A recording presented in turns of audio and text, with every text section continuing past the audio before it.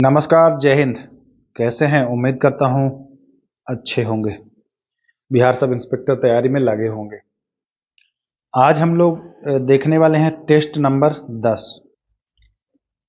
आपको बता दूं कि इससे पहले आपने 9 टेस्ट देखा है और बहुत अच्छे अच्छे कमेंट्स भी आप लोग कर रहे हैं। सब अपना अपना मार्क्स जो है वो शेयर भी कर रहे हैं। कोई 35, कोई 30, कोई 40, कोई 45 तक पहुंच रहा है। तो ये मान के चलिए कि जिनका भी 35 प्लस है उनका स्कोर अच्छा है ना।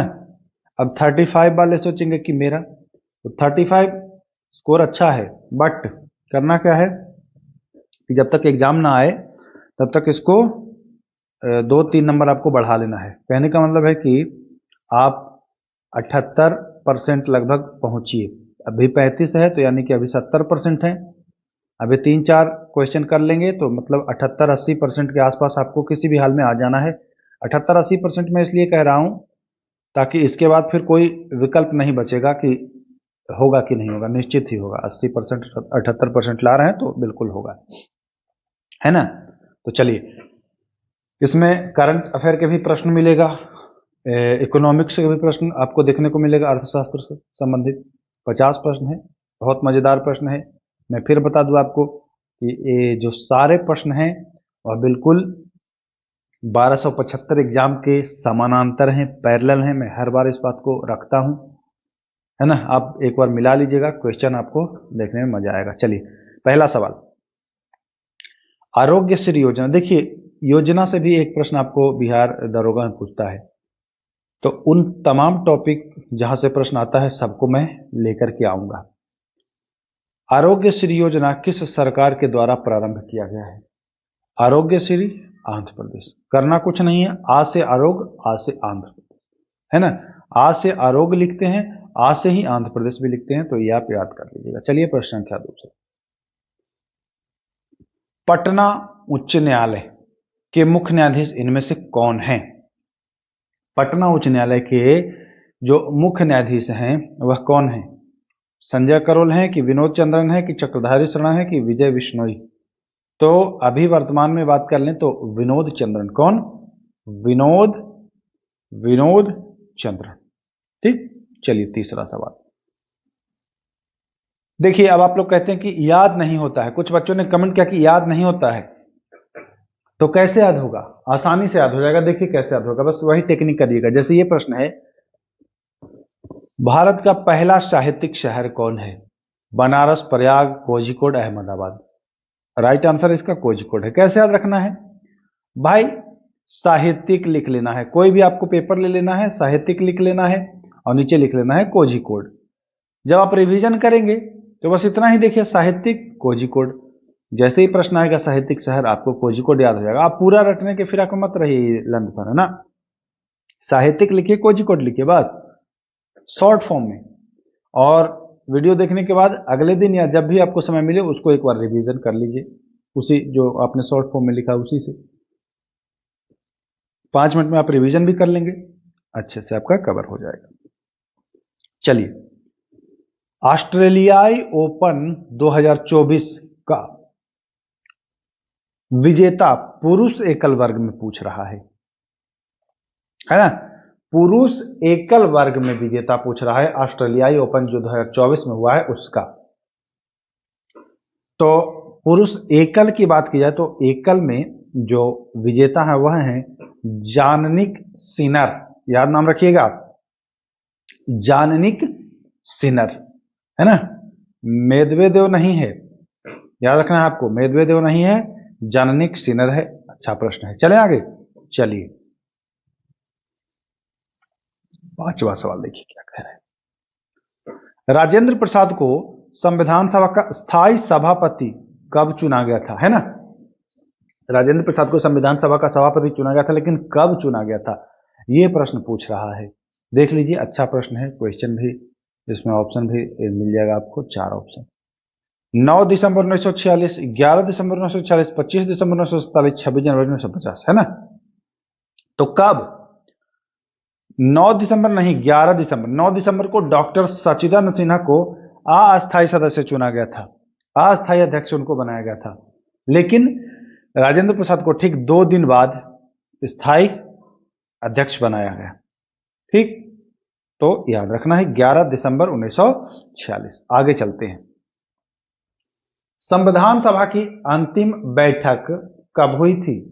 अंतिम बैठक कह रहा है, तो अंतिम जो बैठक हुई थी वह हुई थी 6 जनवरी वर्ष 1950। सॉरी 24 जनवरी, 6 नहीं है, छठवां प्रश्न है इसलिए मैं 6 बोल दिया। 24 जनवरी 1950 को अंतिम बैठक हुई थी, और ठीक 2 दिन बाद 26 जनवरी 1950 को पूर्ण रूप से संविधान लागू हो गया, है ना। पूर्ण रूप से, ऐसे तो लागू 26 नवंबर 1949 को ही हो गया था, बट पूर्ण रूप से हुआ था इस दिन, तो ये भी आपको ध्यान देना है। 24 जनवरी को अंतिम बैठक हुई थी। चलिए, बहुत बढ़िया प्रश्न है ये। प्रश्न आपको एग्जाम में देखने को मिल जाएगा, ये वाला बहुत बढ़िया प्रश्न है, इसको नोट कर लीजिए। चलिए आगे 7वां प्रश्न। निम्न में से किसके द्वारा मूल संविधान के हिंदी संस्करण का सुलेखन किया गया? देखिए, प्रश्न को अच्छे से समझिएगा। होता क्या है ना कि जब मैं वीडियो उपलब्ध करा रहा हूं तो बच्चे क्वेश्चन को अच्छे से समझ नहीं पा रहे, कमेंट कर रहे हैं कि इसका आंसर गलत, इसका आंसर गलत। क्वेश्चन को पहले समझिए, क्या क्वेश्चन पूछ रहा है, क्वेश्चन की भाषा को समझ लीजिए। चलिए, तो निम्न में से किसके द्वारा मूल संविधान के हिंदी संस्करण का सुलेखन किया गया? नंदलाल, प्रेम बिहारी, वसंत कृष्ण वैद या राम मनोहर सिंह? तो वसंत कृष्ण वैद जो है, यह मूल संविधान जो है उसका हिंदी संस्करण जो हुआ उसका सुलेखन किया है। किसने? वसंत कृष्ण वैद, है ना। बहुत सारे लोगों को यह लगेगा कि ये गलत है, लेकिन गलत नहीं है, बिल्कुल सही है, जांच लिया गया है प्रश्नों को। चलिए, प्रतिष्ठा का अधिकार भारतीय संविधान के किस अनुच्छेद में वर्णित है? तो प्रतिष्ठा का जो अधिकार है वह है आपका अनुच्छेद 21 में। सुप्रीम कोर्ट ने व्याख्या किया है अनुच्छेद 21 का, और कहा है कि जीने के अधिकार में ही इसको शामिल किया जाएगा, प्रतिष्ठा के अधिकार को। तो अच्छा प्रश्न है, ध्यान दीजिए। इनमें से कौन ऐसे प्रधानमंत्री हैं जो मुख्यमंत्री रहे हैं? का मतलब मुख्यमंत्री पहले रहे, बाद में वो प्रधानमंत्री बन गए, मतलब सीएम भी रहे और पीएम भी बन गए। ऐसे 6 लोग हैं, नाम याद रखिएगा। कौन कौन है? बीपी सिंह है, पीवी नरसिम्हा राव है, एचडी देवगौड़ा भी हैं। ये तीनों तो हैं ही, तो इसका मतलब कि यही चौथा नहीं है। तो जी हां, चौथा जो है यह मुख्यमंत्री नहीं रहे हैं, तो डी इसका सही आंसर हो जाएगा। चलिए, वर्तमान में राज्यसभा के कितने सदस्य हैं? तो वर्तमान की बात की जाए तो 245, और निर्धारित कितनी सीटें हैं राज्यसभा की? तो निर्धारित है 250, है ना, निर्धारित है 250, लेकिन वर्तमान में कितने हैं भैया? 245। चलिए आगे आते हैं 11वां प्रश्न। बजट किस अनुच्छेद के अंतर्गत आता है? जो बजट पेश किया जाता है, जो बजट आप देखते हैं वह अनुच्छेद 112 के तहत ही वह बजट पेश किया जाता है। तो याद रखना है 112। 111 में वीटो पावर है ना, तो यह भी ध्यान देना है। राज्यसभा, ये बहुत ही बढ़िया प्रश्न, मतलब कि शानदार, उम्दा, अद्भुत, जो भी कह लीजिए, ये प्रश्न स्टार कर लीजिए। ये प्रश्न आपको दिख जाएगा एग्जाम में, बिल्कुल दिख जाएगा, इसको स्टार करके लिख लीजिए कहीं। राज्यसभा जो है वह साधारण विधेयक को अधिकतम कितने समय के लिए रोक सकती है? राज्यसभा कह रहा है कि साधारण विधेयक को कितने समय तक रोक सकती है? तो साधारण विधेयक को ना तो 14 दिन, ना तो 30 दिन, 6 माह के लिए रोक सकती है। कितने माह? 6 माह तक ये अधिकतम साधारण, मतलब सामान्य विधेयक जो हो उसको, धन विधेयक की बात नहीं की जा रही है। देखिए, संकट से एक प्रश्न आता है, इसको आपको रट लेना है। पिछली बार मोरक्को संकट में पूछ दिया था 1905-1906, है ना। इस बार आपको मैं दे रहा हूं बोस्निया संकट। कौन सा? बोस्निया संकट। यह आया था 1908 में, 1908 में, याद कर लीजिए, इंपॉर्टेंट है। चलिए, बहुत ही इजी प्रश्न है 14 नंबर। महावीर जो थे वह जैन धर्म के तीर्थंकर थे, सबको जानता है। कैवे थे? 22वें, 23वें, 24वें, 25वें। बहुत लोग तो इतना ही खाली याद करते हैं कि अंतिम तीर्थंकर।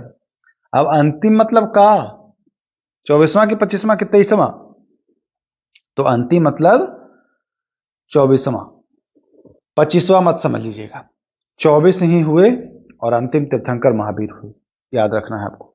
चलिए आते हैं 15वें प्रश्न पर। अच्छा सवाल है। मिलिंद पन्हो और महेंद्र के किस बौद्ध भिक्षु के बीच हुए संवाद का रूप है? फिर से एक बार समझना है। मिलिंद पन्हो जो है इसमें राजा महेंद्र और किस बौद्ध भिक्षु के बीच संवाद का जो वर्णन है। मिलिंद पन्हो एक ग्रंथ मान लीजिए, इसमें संवाद का जिक्र है। तो किसका? एक तो राजा महेंद्र और दूसरा एक बौद्ध भिक्षु है। उनका नाम क्या है? तो बौद्ध भिक्षु का नाम जो है वह नाग सेन है। क्या नाम है? 15 का देखिए, नाग सेन। चले आगे। चलिए देखिए, बहुत ही शानदार प्रश्न, 16 नंबर प्रश्न।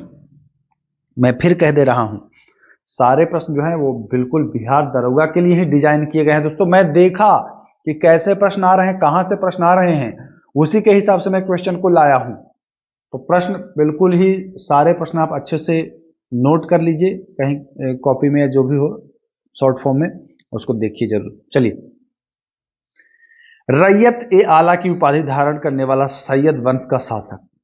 बहुत शानदार है। रैयत ए आला की उपाधि धारण करने वाला सैयद वंश का वो शासक खिज्र खां है। कौन है? खिज्र खां। याद रखिए, खिज्र खां। अच्छा, बहुत सारे चैनल वालों को मैं देख रहा हूं कि इतना जटिल जटिल प्रश्न ला रहे हैं ना कि बच्चे डर जा रहे हैं कि हमसे निकलेगा कि तो नहीं डरोगा। भाई इनके चक्कर मत पड़ना, मैं बता दे रहा हूं, इनके चक्कर मत पड़ना। ये बिजनेस बनाने के चक्कर में रहते हैं, हार्ड प्रश्न देते हैं। आप प्रीवियस ईयर क्वेश्चन देखना, तब जाके समझ में आ जाएगा कि प्रश्न हार्ड रहता है कि सामान्य। प्रश्न लगभग 50 से 60 प्रश्न आपको सामान्य रहेगा, फिर 20 प्रश्न आपको थोड़ा सा अधिक रहेगा, फिर जो 20 प्रश्न रहेगा वो थोड़ा जटिल रहेगा। तो ऐसे रहता है रेशियो 6:2:2। लेकिन ये जो कोचिंग संस्थान वाले हैं ये एकदम वो कर देते हैं, डरा देंगे। चलिए, सर्वप्रथम लोक निर्माण विभाग की स्थापना किसने की? इसीलिए मैं भी अपने सेट में जब 50 प्रश्न है तो उसमें 10 प्रश्न थोड़ा सा उच्च लेवल का रख रहा हूं, 10 प्रश्न सामान्य लेवल का रख रहा हूं और 30 प्रश्न आपको 10 मध्य लेवल और 30 सामान्य लेवल। यही रेशियो मैं रख रहा हूं।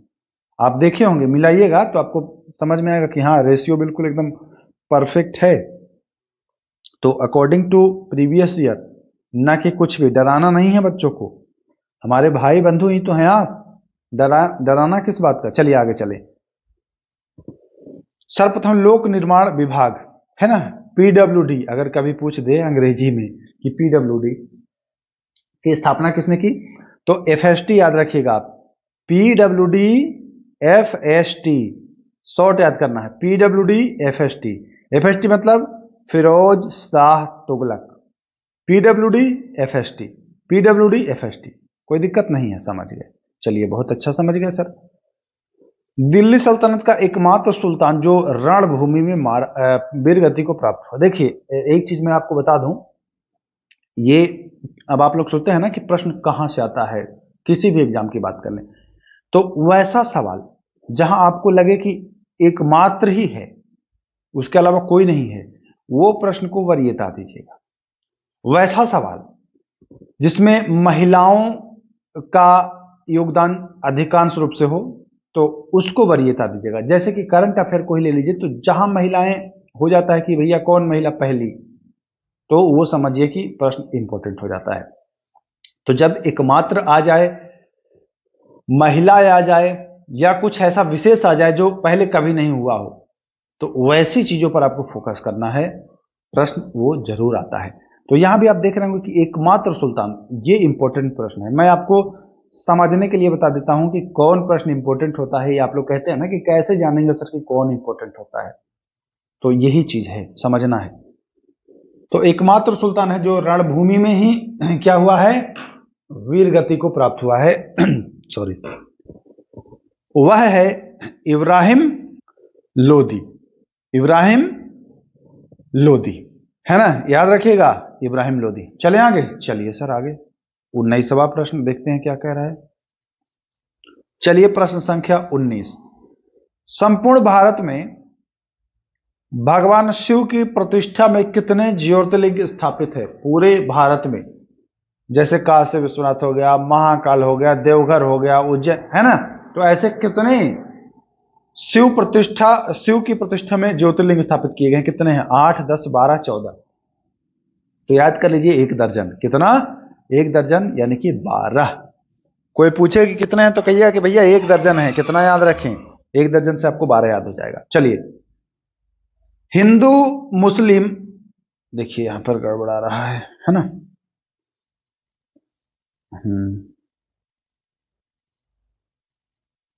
आ जाइए। हिंदू मुस्लिम गान वाद्यों का सर्वश्रेष्ठ मिश्रण किस संगीत वाद्य यंत्र को माना गया है? सितार, गिटार, वीणा, बांसुरी। तो जो सितार है इसको हिंदू मुस्लिम गान वाद्य यंत्रों का मिश्रण माना गया है। हिंदू मुस्लिम गान में जो वाद्य यंत्र यूज होता है तो दोनों में यूज हो जाता है सितार, है ना। दोनों में याद रखना है। अच्छा प्रश्न है। चलिए, भारतीय अर्थव्यवस्था के उदारीकरण का अग्रदूत कहा गया। देखिए, आप लोग कह रहे थे कि सर इकोनॉमिक्स के भी प्रश्न रखिए, क्योंकि इकोनॉमिक्स से भी आता है, तो रखना शुरू कर दिया मैं। भारतीय अर्थव्यवस्था के उदारीकरण का जो अग्रदूत है वह मनमोहन सिंह को माना जाता है। किसे? मनमोहन सिंह। चलिए आगे चलते हैं। मिश्रित अर्थव्यवस्था के संकल्पना किस अर्थशास्त्री के विचार से प्रेरित है? मिश्रित अर्थव्यवस्था, तो यह मेनार्ड किन्स, याद रखिएगा, मिश्रित है तो मेनार्ड किन्स है ना। कैसे याद रखना है? मां से मिश्रित और मां से मेनार्ड, है ना। याद रख लीजिएगा, याद हो जाएगा। मनमोहन सिंह भी आता है मां से, लेकिन मनमोहन सिंह को मत रखिएगा। चलिए, 23वां प्रश्न। किस पंचवर्षीय योजना में आर्थिक विकास दर सबसे कम था? वह पंचवर्षीय योजना बताइए जहां आर्थिक विकास दर सबसे कम था। तो वह था तीसरा। कौन था? तीसरा। प्रथम पंचवर्षीय योजना में मुख्य प्राथमिकता क्या थी? प्रथम पंचवर्षीय योजना जो हुआ था उसमें कृषि का विकास, इसी को मुख्य प्राथमिकता दी गई थी, है ना। अच्छा प्रश्न है, सामान्य प्रश्न है। चलिए, भारतीय रिजर्व बैंक का हेडक्वार्टर, अच्छा प्रश्न है, इजी ही प्रश्न है, बट जो आरबीआई है, आरबीआई इसका हेड क्वार्टर कहां में है? तो ये मुंबई में है, ध्यान रखना है। कहां में? मुंबई में। जान ही रहे हैं कि पैसा वाला नगरी है मुंबई, है ना, तो हेडक्वार्टर भी वहीं हो गया। चलिए, किस पत्रिका ने वर्नाक्यूलर प्रेस एक्ट 1878 का समर्थन किया था? एक पत्रिका था जिसने वर्नाक्यूलर एक्ट का समर्थन किया था। नहीं, अमृत बाजार पत्रिका को तो बैन किया गया था। वह पत्रिका था पायनियर अखबार, याद रखना है। कौन सा है? पायनियर अखबार। चले आगे। चलिए, मोपला विद्रोह से प्रभावित क्षेत्र। मोपला विद्रोह आपको पता है कि केरल में हुआ था। कहां में? केरल। तो प्रभावित क्षेत्र जो हो जाएगा वो केरल से ही संबंधित होगा, यानी कि मालाबार हो जाएगा, मालाबार क्षेत्र हो जाएगा। चलिए, ये प्रश्न 28 नंबर प्रश्न देखिए, अक्सर आपको एग्जाम में आता है, पूछा जाता है। चिप्स बनाने वाले चिप्स की थैली में ऑक्सीजन को हटाकर उसमें कौन सा गैस भरते हैं? आप चिप्स, लेज, कुरकुरे जो भी खाते हैं तो आप देखते हैं कि भले कुरकुरे 2-4 पीस रहे लेकिन हवा कम नहीं रहेगा, हवा पूरा भरा रहेगा। और आपको देखने में रहेगा कि इसमें तो पूरा भरा हुआ है। तो वो क्यों भरते हैं पता है? नमी से इनको, लेज को बचाने के लिए भर देते हैं कि इसमें नमी ना हो जाए। ऑक्सीजन जो है उसको निकाल देते हैं थैली से, और उसको निकाल करके कोई दूसरा अन्य गैस भर देते हैं। उस गैस का नाम है नाइट्रोजन। याद रखिएगा, नाइट्रोजन भर देते हैं। क्या प्रश्न है? चलिए, अम्ल एवं क्षार की जांच के लिए इनमें से किसका प्रयोग किया जा सकता है? अम्ल और क्षार। अब आप तो पता है कि लिटमस पत्र, है ना, कभी लाल कर देता है कभी नीला कर देता है, तो लिटमस पत्र तो होता ही है। लेकिन मैथिल ऑरेंज और फिनाफ्लेक्टीन भी होता है। जी हाँ, मैथिल ऑरेंज और फिनाफ्लेक्टीन भी होता है, लिटमस पत्र तो होता ही है। तो राइट आंसर हो जाएगा ये सभी। चलिए, 30वां प्रश्न। धातु के ऑक्साइड की प्रकृति होती है, बहुत बढ़िया एनसीईआरटी के प्रश्न हैं ये, साइंस वाले सारे। इतना महत्वपूर्ण प्रश्न है, इसको आप स्टार कर लीजिए, देखिएगा आपको भेटाएगा दरोगा वाले एग्जाम में, चाहे पीटी भेटाए चाहे मेंस में भेटाए। धातु के ऑक्साइड की प्रवृत्ति जो होती है वह होती है क्षारीय। क्या होता है? क्षारीय, है ना। अधातु के ऑक्साइड वो अम्लीय। मैंने पिछली वीडियो में बताया भी था कैसे याद करना है, कंफ्यूजन होगा कि नहीं होगा कि धातु के अम्लीय है कि अधातु के, तो इसके लिए मैं ट्रिक बनाया हूं। एक तरफ धातु, एक तरफ अधातु, ठीक। धातु के ऑक्साइड क्षारीय, क्षार, अधातु का अम्लीय। अब कैसे याद होगा? तो आज से अधातु और आज से अम्लीय, तो दोनों आप इजीली बहुत ही साधारण रूप में याद कर लिए हैं। तो धातु का ऑक्साइड कहे तो क्षारीय, अधातु का पूछे तो अम्लीय हो जाता, कोई दिक्कत नहीं। चलिए आगे आते हैं। सोडियम हाइड्रोक्साइड, है ना, सोडियम हाइड्रो ऑक्साइड, इसको मैं लिख देता हूं। रासायनिक इसका सूत्र NaOH, सोडियम हाइड्रो ऑक्साइड का पीएच मान देखिए, कभी पीत का पूछ देगा, कभी लार का, कभी खून का, कभी बाइल जूस का, कभी पैंक्रियाज जूस का, कभी अग्नाशयी रस का, कभी जठर रस का। तो सारे पीएच मान मैं आपको करा दूंगा, परेशान मत हुई। ये वाला इंपॉर्टेंट है, सोडियम हाइड्रोक्साइड का जो पीएच मान है वह है 14। कितना है? 14, याद रखना है। चलिए 32वां प्रश्न। इमली में कौन सा अम्ल होता है? 4 ऑप्शन मिल गए, ऑक्सैलिक, सिट्रिक, टर्टरिक और एसिटिक। तो इमली में होता है टर्टरिक अम्ल। इमली में होता है क्या? टर्टरिक अम्ल। अच्छा प्रश्न है, ध्यान रखना है आपको। चलिए आगे चलते हैं। मुंह का पीएच मान कितना से कम होने पर दंत क्षय प्रारंभ हो जाता है? तो जो मुंह का पीएच मान है, अगर 5.5 से कम होना शुरू हो, मतलब कि 5.5 से कम हो, तो दांत झड़ना शुरू हो जाएगा, दंत क्षय हो जाएगा शुरू। ये बात आपको ध्यान रहे। इसीलिए कभी कभी क्षारीय चीज आपको खाते रहना चाहिए। ज्यादा अच्छा देखते हैं ना आप, जब कुछ खट्टा चीज खा लिए तो देखिएगा कि दांत एकदम आपका वो हो जाएगा, काम करना टाइप का बंद कर देगा, है ना। कुछ चीज काटेंगे तो कटेगा नहीं, भोथर हो जाएगा ज्यादा अम्ल। तो उसमें आप अगर क्षारीय चीज कोई यूज कर लेंगे, क्षारीय चीज कोई खा लेंगे तो वो सही हो जाता है। तो ये हमको समझना था। आगे चलते हैं 34वें प्रश्न। क्लोरीन गैस मुक्त होती है, तो क्लोरीन गैस मुक्त होती है, सीधा प्रश्न पूछता है एनोड पर, कैथोड पर कि दोनों पर? तो क्लोरीन गैस मुक्त होती है एनोड पर, एनोड पर। यानी कि आपको याद रखना है, एक ए से एनोड और क से क्लोरीन, है ना। चलिए आगे चलते हैं। धोने का सोडा, इसको धोबिया सोडा भी कहते हैं। धोबिया सोडा क्या है? अम्ल है कि क्षार है? यही मुख्य प्रश्न है कि उदासीन है। तो धोबिया सोडा जो है वह एक क्षारीय लवण है। कैसा है? क्षारीय लवण, है ना। तो ए ऑप्शन सही हो जाएगा। अच्छा प्रश्न है, एनसीईआरटी का प्रश्न है, नोट कर लीजिएगा इसको। चलिए, आमतौर पर रसोई घर में स्वादिष्ट खास्ता पकौड़ा बनाने के लिए इसमें मिलाया जाता है। क्या मिलाया जाता है? घर में देखते हैं ना खास्ता पकौड़ा बनता है, तो उसमें क्या मिलाते हैं? विरंजक चूर्ण, सोडियम क्लोराइड यानी कि नमक, साधारण नमक जो है, नमक। तो नमक तो सबको ही मिलाता है, अब ये तो बात है ही। तो क्या नमक ही आंसर हो जाएगा? तो देखते हैं आगे, सोडियम बाइकार्बोनेट या सोडियम कार्बोनेट। तो देखिए, नमक खास्ता बनने के लिए नहीं मिलाया जाता है, नमक टेस्ट नमकीन लगने के लिए मिलाया जाता है। बट यहां खास्ता पकौड़ा पूछ रहा है, और ये प्रश्न, ये मतलब एनसीईआरटी से, हम अपने मन से नहीं दिए। एनसीईआरटी में डायरेक्ट प्रश्न नहीं है, चीजों को लिखा हुआ है, उसी को प्रश्न बना करके मैं लाता हूं। अब आप लोग देखिएगा, अभी तो आप लोग हमसे जुड़े हैं, थोड़ा दिन बाद देखिएगा ये सारे प्रश्न आपको मार्केट में दिखना शुरू हो जाएगा, क्योंकि कॉपी करने वालों की कमी जो नहीं है, है ना। ये प्रश्न, ऐसे प्रश्न आपने बिहार, या तो बिहार दरोगा में आप देखते हैं नए एक्सपेरिमेंटल प्रश्न जो बिल्कुल एकदम नया टाइप का होता है, या तो आप यहां देख रहे हैं।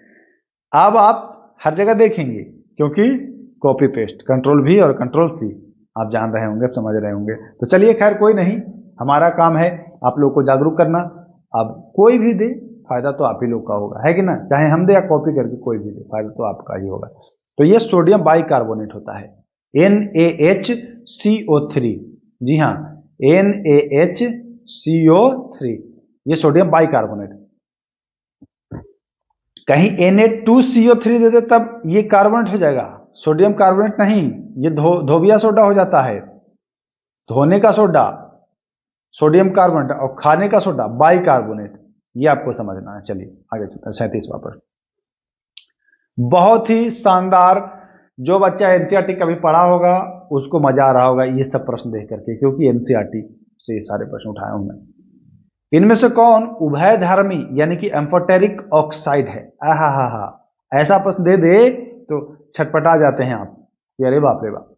अब आप देखते हैं कि बिहार दरोगा में ऐसा प्रश्न आपको मिल जाता है, कहते हैं कहां से पूछ दिया, आउट ऑफ सिलेबस पूछ दिया क्या भैया? ये 9वां 10वां एनसीईआरटी का प्रश्न है सारा।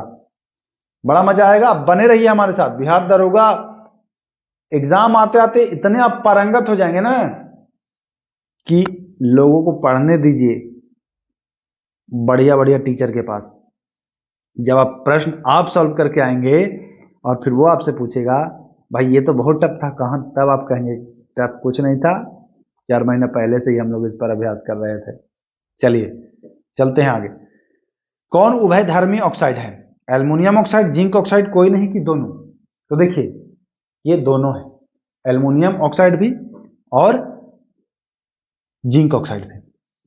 ये थोड़ा सा इसके बारे में जानना चाहेंगे अगर इच्छुक? देखिए मैं तो आपको डिटेल में कराने वाला था, लेकिन आप लोगों में से कमेंट किया बहुत लोगों ने कि सर ये ऑप्शन को डिटेल में मत कराइए, खाली रिवीजन टाइप के कराइए। बाकी मैं रोक नहीं पाता हूं अपने आप को, समझा ही देता हूं इसमें। अभी मैं आपको बताया था कि धातु के जो ऑक्साइड हैं वो क्षारीय प्रवृत्ति के होते हैं ना, धातु के क्षारीय, अधातु के अम्लीय। लेकिन इनके जो ऑक्साइड हैं ये क्षारीय भी होते हैं अम्लीय भी होते हैं, इसलिए ये उभयधर्मी होते हैं। बहुत महत्वपूर्ण है, बहुत बड़ी बात मैं बता रहा हूं, नोट कर लीजिएगा इसको। एम्फोटेरिक ऑक्साइड बहुत शानदार प्रश्न बनता है भाई साहब, बहुत ही शानदार, अच्छे एग्जाम में आप देखेंगे। इनमें से कौन वृद्धि हार्मोन नहीं है? एनसीईआरटी का ही प्रश्न है, जो पढ़ा होगा वो जानता होगा। ऑक्सिन, जिब्रेलिन, साइटोकाइनिन, एब्सेसिक अम्ल। तो एब्सेसिक अम्ल जो है वह वृद्धि हार्मोन नहीं है, यह मंद करता है, मंदक के रूप में इसको प्रयोग कर सकते हैं हार्मोन की अगर बात करें तब, है ना। बाकी ना के रिएक्टर में नहीं आप कर दीजिएगा मंदक के रूप में, हार्मोन में अगर इसको रखें मंदक हार्मोन के रूप में इसको यूज किया जा सकता है। चलिए निम्न में से कौन पादप हार्मोन है? पादप का मतलब कि का पादप, पौधों में, जंतु में नहीं, है ना, जंतु में नहीं। वह कौन है? Insulin, thyroxine, cytokinin. तो यहां पर आपने देखा था अभी वृद्धि हार्मोन में, तो समझ जाएंगे इससे कि वृद्धि, ये पादपों में वृद्धि कर रहा है साइटोकाइनिन, तो ये पादप का ही हुआ ना। वही तो यहां पूछ रहा है कि पादप हार्मोन कौन सा है, तो साइटोकाइनिन नहीं लगा देंगे, दिमाग यूज करेंगे तो लगा देंगे, नहीं यूज करेंगे तो नहीं लगाएंगे। चलिए जनन, स्टार लगा ले भाई, वाह बहुत दमदार। आप देख लीजिए प्रश्न उठा करके, जनन से एक प्रश्न पूछ देता है, अमीबा में कैसे होता है, हाइड्रा में कैसे होता है ना, जनन से प्रश्न पूछ जाता है। एक एक करके मैं सब जनन आपको बता दूंगा, एक एक करके मैं सारा जनन आपको बता दूंगा। आज पूछा है कि प्लाज्मोडियम में जो जनन होता है वह कैसे होता है? प्लाज्मोडियम में जनन कैसे होता है? बहुखंडन, मुकुलन, पुनर्जनन, या इनमें से कोई नहीं? तो प्लाज्मोडियम में जो जनन होता है, प्लाज्मोडियम जो होता है वह बहुत सारे टुकड़ों में बट जाएगा, बहुत सारे टुकड़ों में बट जाएगा ऐसे, तो ये हो जाता है बहुखंडन के द्वारा। बता रहा हूं ना कि प्रश्न इतने अच्छे अच्छे मैं आप लोगों को करा दूंगा। अभी तो शुरुआत है, अभी तो 10वां वीडियो है भाई साहब, अभी तो 10वां वीडियो है। आप लोग खाली बने रहिए, आप लोग को खाली क्वेश्चन करा करा के इतना मतलब पारंगत कर दूंगा कि याद तो जरूर करेंगे कि था कोई। देखिए मैं भले ही बुलेट ना दे पाऊं, क्योंकि अभी उतनी औकात नहीं है कि मैं बुलेट दे पाऊं, लेकिन इतना जरूर करा दूंगा आपको कि भला हो जाएगा आपका। चलिए 41वां सवाल। चेहरे का बड़ा प्रतिबिंब देखने के लिए सेविंग दर्पण में प्रयोग किया जाता है। आप जानते हैं कि जब आप दाढ़ी बनाने जाते हैं दाढ़ी बनाने वाले दर्पण में कौन होता है? अवतल दर्पण। अवतल दर्पण का काम क्या है जानते हैं? बड़ा करके चीजों को दिखाए। तो उत्तल दर्पण का क्यों नहीं प्रयोग करते हैं? क्योंकि देखिए दाढ़ी बनाते हैं तो छोटी दाढ़ी भी आपको बड़ी दिखेगा, तो उसको आप अच्छा से ब्लेड से खींच देंगे, इसीलिए आप अवतल दर्पण का प्रयोग करते हैं। गाड़ी में क्या होता है कि जो साइड मिरर होता है उसमें चीजों को छोटा छोटा देखना होता है। क्यों? क्योंकि पीछे रोड बहुत चौड़ा है और छोटा छोटा नहीं दिखेंगे तो एक ही आदमी में भर जाएगा पूरा शीशा, बाकी दिखवे नहीं करेगा, तो उसमें छोटा छोटा चीज देखना है। तो गाड़ी में उत्तल दर्पण और दाढ़ी में अवतल दर्पण। तो यहां सेविंग दर्पण यानी दाढ़ी बनवा रहा है तो अवतल दर्पण। कोई दिक्कत? समझ गए? बहुत अच्छा से समझ गए सर। दाढ़ी बनाने के लिए बड़ा बड़ा देखना चाहिए, इसलिए हम अवतल का प्रयोग करते हैं। किसी से भी आप पूछिएगा आप कि भाई दाढ़ी बनाने में क्यों नहीं हम उत्तल दर्पण का प्रयोग कर लेते हैं, पसीना फेंक देगा वो। सही बता रहे हैं, आप पूछ के देखिएगा, जो साइंस से इंटर कर रहा होगा तो पूछिएगा, अच्छा पढ़ा होगा तो बता देगा, लेकिन वैसे टाइम पास वाला होगा तो पसीना फेंकने लगेगा। चलिए, लेंस से प्रकाश के द्वारा प्रतिबिंब बनता है। लेंस से भी प्रतिबिंब बनता है कि नहीं? नहीं बनता है तो देख लीजिएगा, एक वीडियो आएगा हमारा इस पर, लेंस से कैसे प्रतिबिंब बनता है। तो लेंस से कैसे बनता है? तो वह अपवर्तन के माध्यम से बनता है। कैसे बनता है? अपवर्तन। बहुत महत्वपूर्ण क्वेश्चन है, लेंस किस विधि द्वारा प्रतिबिंब बनाता है ऐसे पूछेगा तो बता दीजिएगा कि अपवर्तन। पढ़े थे के सर से। चलिए 43 नंबर प्रश्न। क्षेत्रफल की दृष्टि से इनमें से कौन सा देश भारत से छोटा है? इनमें से भारत से छोटा कौन है? तो बहुत ईजी है, ऑस्ट्रेलिया बड़ा है, ब्राजील बड़ा है, अमेरिका बड़ा है, मिस्र छोटा है। तो डी ऑप्शन सही हो जाएगा। 44वां।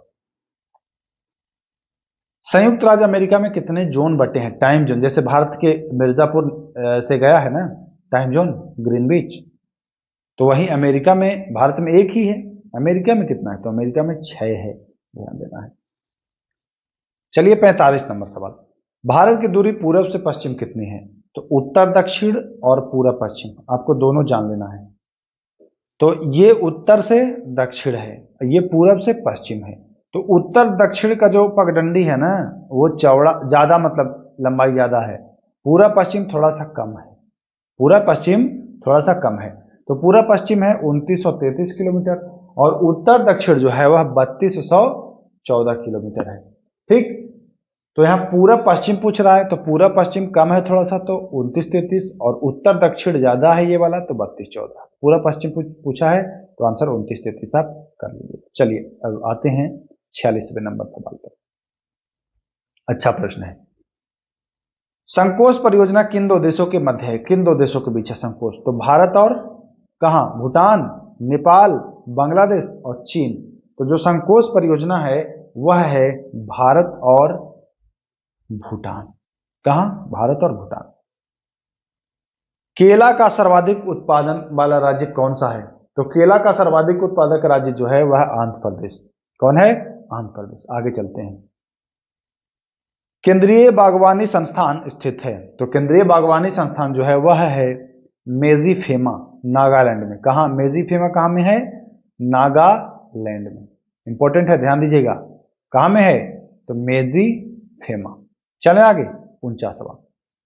चीन ने तिब्बत पर कब्जा कब किया था? तो चीन जो है ना वो तिब्बत पर कब्जा कर ही लिया है, अभी भी किया है, 1951 से ही किया है। अच्छा प्रश्न है, ध्यान में रखना है। इनमें से कौन 7 सिस्टर्स के अंतर्गत नहीं आता है? जो 7 बहनें हैं पूर्वोत्तर भारत की, 7 जो राज्य हैं, 7 जो राज्य हैं उसमें कह रहा है कि कौन सा राज्य शामिल नहीं है। तो जब भारत का आप नक्शा देखेंगे तो उसमें देखेंगे कि सिक्किम एक अंगूठे जैसा निकला है। यह सिक्किम 7 सिस्टर का भाग नहीं है। तो सिक्किम तो ऑप्शन में कहां गया? हाँ है, इधर आ गया, सिक्किम है। देखिए, तो राइट जो आंसर हो जाएगा वो क्या हो जाएगा? सिक्किम। तो चलिए, लगभग 35 मिनट का आपका समय लिया, 50 प्रश्न आपको मैं करा दिया हूं। ऐसे ही आपको प्रतिदिन जब तक बिहार सब इंस्पेक्टर एग्जाम ना हो जाए आपको प्रश्न मैं देते रहूंगा। मैं एक चीज और आप लोगों से ओपिनियन लेना चाहता हूं।